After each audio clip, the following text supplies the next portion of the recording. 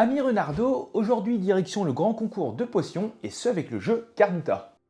Alors ici on est sur un jeu de combinaison de cartes et de gestion de ressources pour 2 à 4 joueurs et avec des parties d'environ 25-30 minutes. Dans Carnuta, vous incarnez des druides qui participent au concours annuel de potions afin d'être élu le meilleur druide de l'année.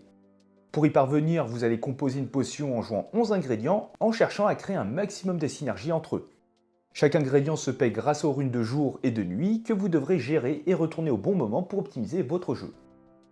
Et avant d'aller plus loin dans la vidéo, je vous propose de laisser un petit pouce bleu et de vous abonner si ce n'est pas déjà fait. Encore une fois, tout ça c'est pour soutenir la chaîne. Mais sans plus attendre, voyons tout cela plus en détail. Dans une partie de Carnuta, vous allez jouer à tour de rôle jusqu'à ce qu'un joueur pose sa 11e carte, et ce qui va alors déclencher la fin de partie. Vous allez ensuite passer au décompte des points et le joueur qui en a le plus remporte la partie. A votre tour, vous allez réaliser 2 actions identiques ou différentes parmi 4. Soit vous allez prendre une carte depuis l'une des rivières, soit vous allez poser l'une de vos cartes en main, vous pourrez autrement récupérer des runes, ou bien vous pourrez retourner des runes.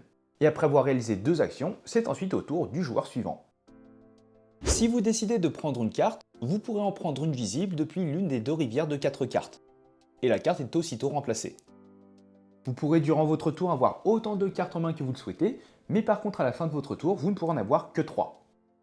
A noter que sur la table, vous avez 2 rivières de cartes. Une rivière de cartes ingrédients jour, qui ont un coût avec uniquement des runes jour pour pouvoir les jouer, et une rivière de cartes ingrédients nuit, avec un coût de runes en nuit.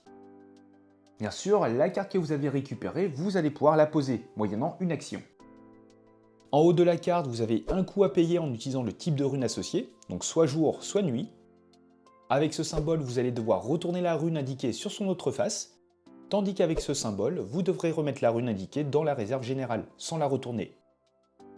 Par exemple, je peux pour une action jouer cette carte en retournant 2 runes jour sur la face nuit, ce qui me permet pour une autre action de jouer celle-ci en retournant 3 runes nuit et en défausser une. Ces cartes sont jouées devant vous en constituant des colonnes par type d'ingrédient. Elles vous rapportent un nombre d'ingrédients, ici en l'occurrence 1, mais certaines cartes vous en donnent 2. Et vous avez le sel qui fait office d'ingrédient de joker. Vous devrez poser la carte sur l'une des colonnes d'ingrédients. Et attention, une fois posée, vous ne pourrez plus déplacer la carte. Et vous aurez parfois une liste d'ingrédients afin de marquer des points. Ici par exemple, par lot de 2 baies et une fleur en ma possession à la fin de la partie, je vais marquer 6 points. Et pour chaque carte jouée, vous allez avancer votre compteur d'un cran, ce qui vous permettra parfois de débloquer des bonus.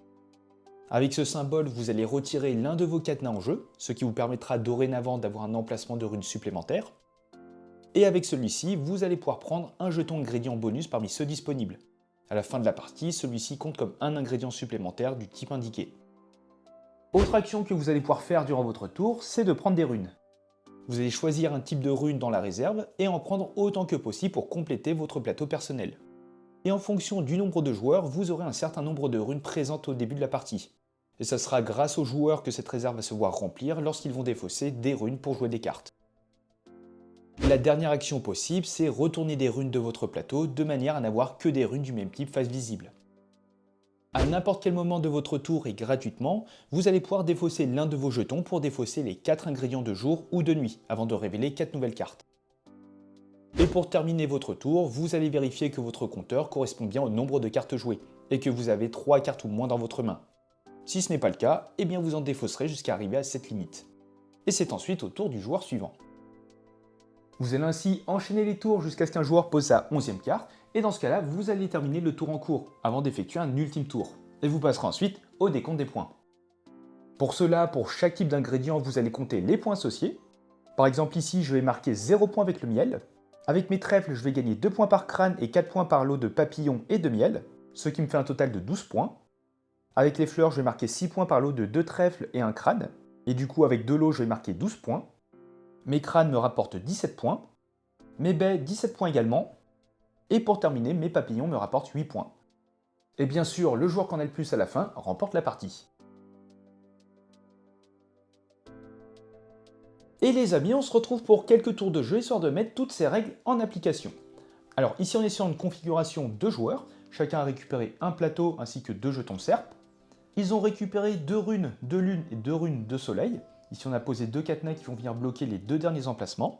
Et chacun a récupéré une carte ingrédient de départ, qui va donner un point aux ingrédients mentionnés. Donc ici, un point par champignon et un point par crâne, par exemple.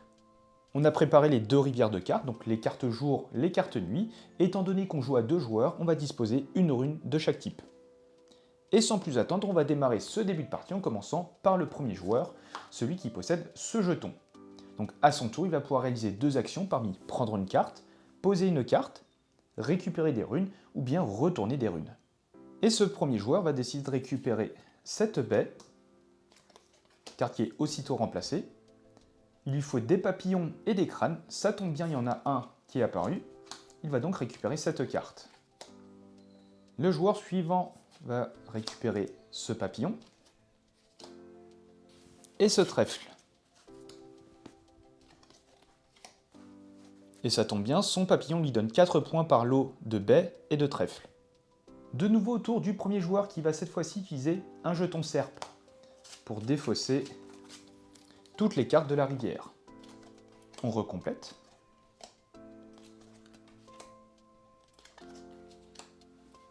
Et il va sauter sur l'occasion pour récupérer cette carte. Donc première action. Et en tant que deuxième action, il va jouer cette carte. On incrémente de 1 et surtout, on va retourner 2 runes de lune. Le joueur suivant va jouer son trèfle en retournant une rune soleil et en défaussant une rune soleil. On incrémente de 1. Et il va jouer son papillon en retournant une rune de lune et en défaussant 2 lunes. D'ailleurs, on a oublié de compléter. Le joueur vert va récupérer ce petit sel et va jouer son trèfle en retournant tout simplement 3 runes de soleil.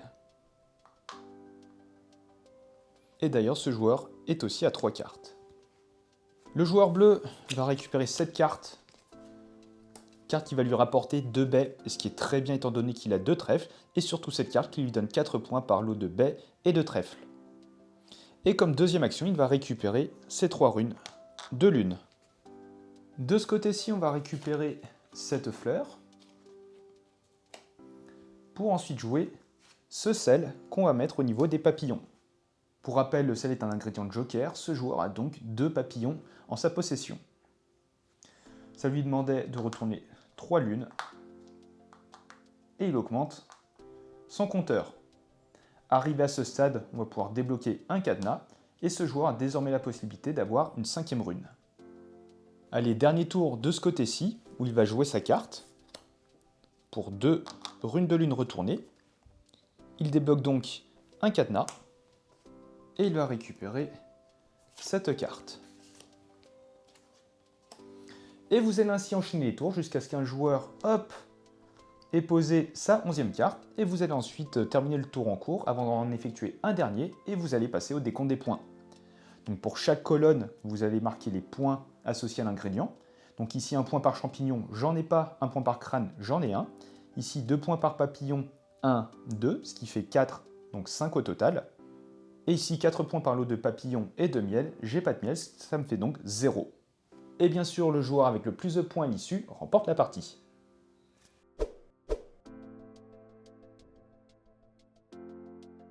Et voilà les amis, désormais vous êtes prêts à concocter votre potion. N'hésitez pas à me dire ce que vous en pensez dans les commentaires. Et si le jeu vous intéresse et que vous souhaitez soutenir la chaîne, eh bien n'hésitez pas à utiliser le lien en description. Et sur ce, portez-vous bien et on se dit à la prochaine. Ciao!